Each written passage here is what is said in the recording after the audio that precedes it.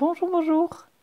Aujourd'hui, nous voyons en particulier avec l'oracle Mandalam, l'attitude avant de tirer une carte et puis l'organisation de ces tirages de cartes, comment vous vous organisez, etc. Alors, avant de tirer une carte, moi je propose de poser une question. Cette question, c'est quel est l'essentiel pour moi aujourd'hui, pour moi, dans tel domaine. Alors, tous les domaines sont concernés.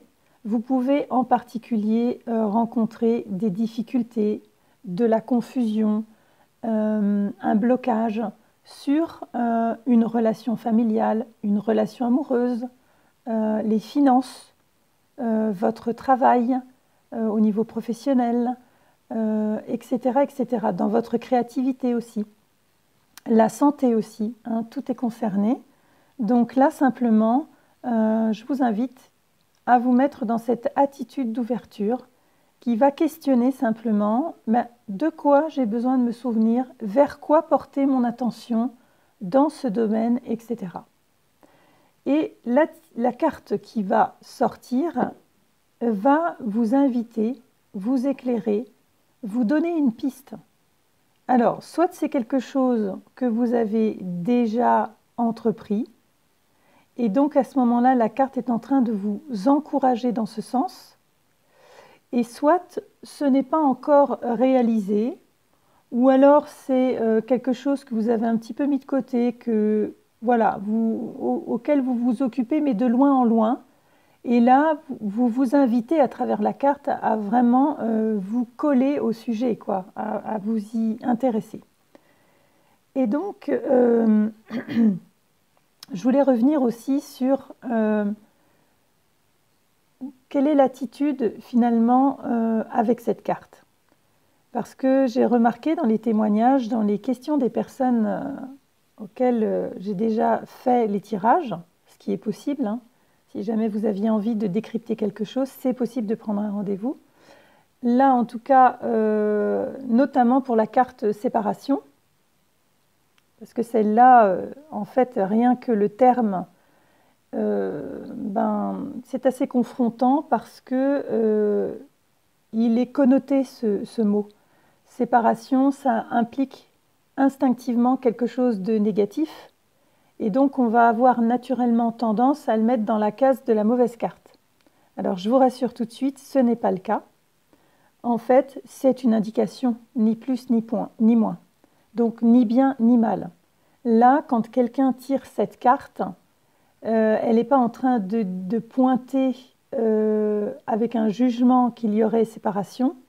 Elle est en train d'inviter, au contraire, à voir les espaces en vous qui sont opposés, qui sont séparés.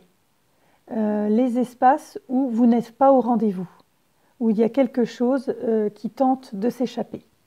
Alors, ça peut être en termes d'opposés, c'est-à-dire des choses finalement, par exemple, tiens, ça tombe très bien, la spiritualité et la matérialité. Alors, j'ai envie de dire la verticalité et l'horizontalité. L'horizontalité, c'est se déployer en ce monde, en étant ancré, en réalisant des choses, en étant rémunéré, en mettant en action des choses pour se réaliser. Donc là, par exemple, je suis en train de vous faire une vidéo, je suis obligée d'utiliser mon téléphone, d'utiliser un temps et de prendre le risque finalement de venir vers vous en publiant la vidéo. Donc ça, c'est horizontal, c'est dans la matérialité.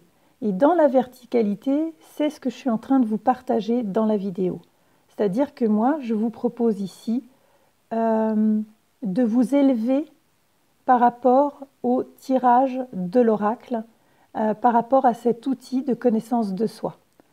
Et donc, en faisant cela, je vous partage tout simplement la singularité qui est là, sans en faire plus que ça. Donc, il y a bien les deux. Et dans cette carte séparation, parce que visiblement ce matin, c'était celle-ci qui est Parce que vraiment, j'ai eu beaucoup de personnes qui ont eu des réactions un petit peu fortes avec cette carte, avec un jugement dessus. Là, dans le cas de, par exemple, je pourrais tirer cette carte-là, eh bien, je pourrais très bien me dire, tiens, quels sont en moi les aspects que j'oppose? Et je pourrais tout à fait me dire, bah tiens, c'est vrai que d'un côté, la spiritualité, j'en ai soif, et de l'autre côté, la matérialité, la concrétisation des choses, c'est difficile et ça serait, entre guillemets, mauvais de vendre cet oracle, de vendre un accompagnement. Il pourrait y avoir un jugement puisque c'est quelque chose de matériel, de concret et en plus qui demande à être rémunéré. Donc en opposition à la croyance que dans la spiritualité, bah, comme c'est spirituel, on n'a pas besoin d'être payé, on n'a pas besoin de ceci, on n'a pas besoin de cela. Donc voilà, alors c'est un exemple. Voyez en vous comment ça résonne. Alors maintenant, je vais passer, pour terminer, tout simplement à votre organisation. Vous pouvez très bien souhaiter tirer une carte pour chaque jour. Donc chaque jour, au moment de démarrer votre journée, vous pouvez vous dire, ben, tiens, vers quoi j'ai besoin de poser mon attention dans cette journée. Et la carte va vous inviter. Alors l'idée, c'est de ne pas l'oublier. Donc mettez-la dans un coin comment dirais-je, que vous puissiez la voir régulièrement dans votre journée. Comme ça va vous rappeler l'intention. Vous pouvez en tirer une aussi pour la semaine et continuer à en tirer une par jour. Et éventuellement une pour le mois et voire une pour l'année. Donc, en ce début d'année, des personnes ont fait des ateliers avec moi et nous avons tiré ensemble leurs cartes pour l'année 2020. Donc là, l'année 2020 est déjà passée. Ça n'empêche en rien, éventuellement, si vous ressentez le besoin, d'avoir ce fil conducteur pour le reste de l'année maintenant. Il faut juste que vous soyez organisé, que vous puissiez voir les cartes. Alors, ce qui va bientôt sortir, c'est prêt. Maintenant, j'ai plus qu'à vous donner le lien pour ça. J'ai réalisé, en fait, tous ces mandalas qui sont sur l'oracle. Voilà, ces dessins. Eh bien, en vérité, ils ont été réalisés au départ sur du A4. Donc, ça veut dire que ce sont de grands dessins. Alors, ce qui est monté, c'est que vous puissiez télécharger les 36 cartes du jeu. La 37e, la carte donateur, va peut-être falloir que j'y pense. Elle n'existe pas en A4. Mais en tout cas, vous pouvez les télécharger en couleur.